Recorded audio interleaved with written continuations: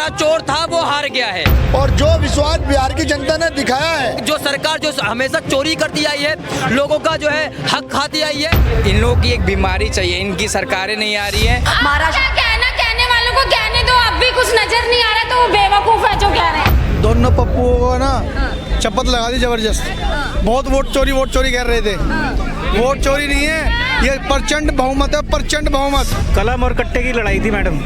उन्होंने कहा था ना योगी जी ने, पप्पू टप्पू अप्पू सबको नकार दिया। कोई रोक सके तो रोक के दिखा दे। राहुल गांधी को सीधा चुनौती देना चाहता हूँ।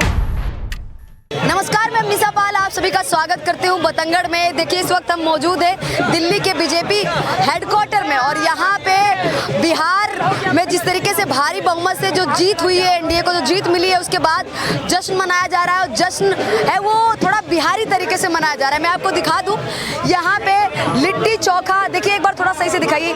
लिट्टी चोखा लगातार जिस तरीके से लगा हुआ है और यहाँ पे जो तैयारियाँ की गई हैं वो एकदम बिहारी स्टाइल में की गई है, क्योंकि कहीं ना कहीं मोदी जी ने कहा था कि बिहार की जनता है वो मुंहतोड़ जवाब देने वाली है, फिर से एनडीए की सरकार बनने वाली है। और यही हुआ, एनडीए को भारी बहुमत मिला।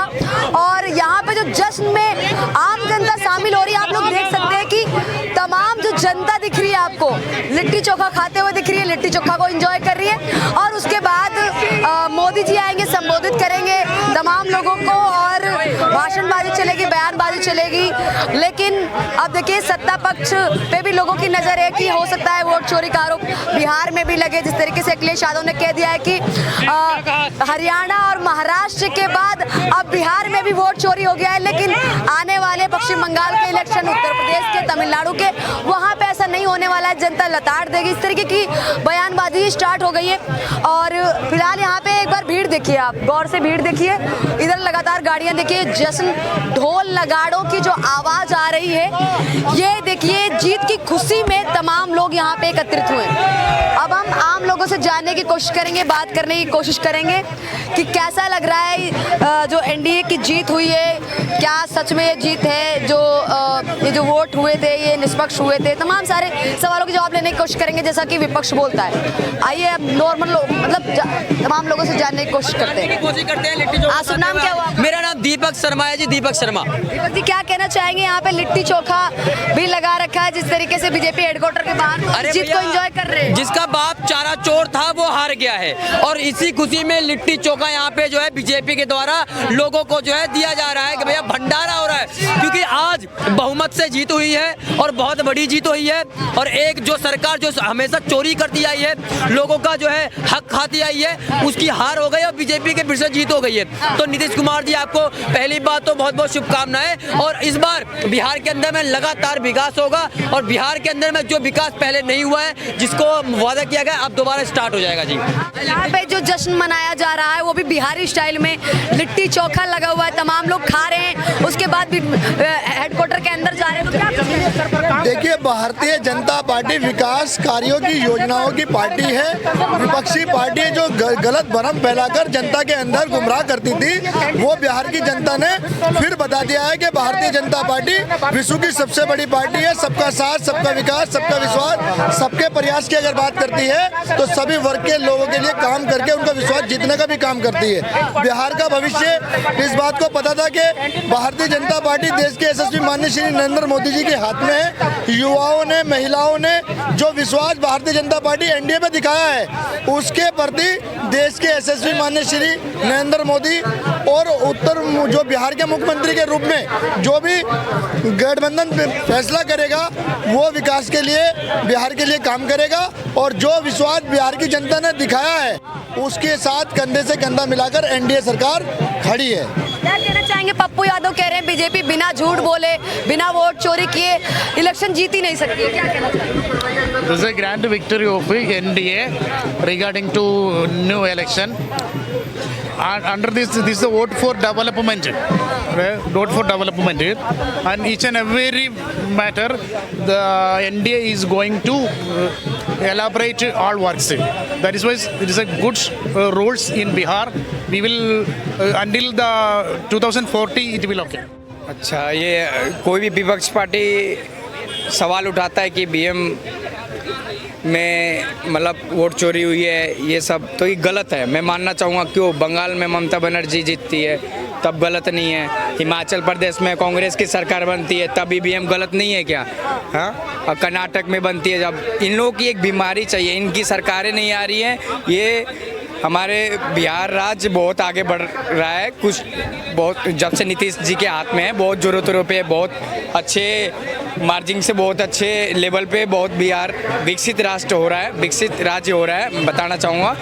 और इन लोगों की बीमारी हो गई है ईवीएम की, और ये जब भी हम लोग जीतेंगे तो ये ठीक रहा, ईवीएम पे ही फोड़ते। अगर इनकी सरकार आती आज तो ईवीएम सही होता। तो इनका कहने का मतलब है बातों को घुमाकर जनता को गुमराह करना, ये गलत है। मैं बिहार की जनता को बहुत बहुत बधाई देना चाहता हूँ, ढेर सारी शुभकामनाएं। इतनी प्रचंड बहुमत के साथ सरकार को चुना। जय श्री राम, हर हर महादेव।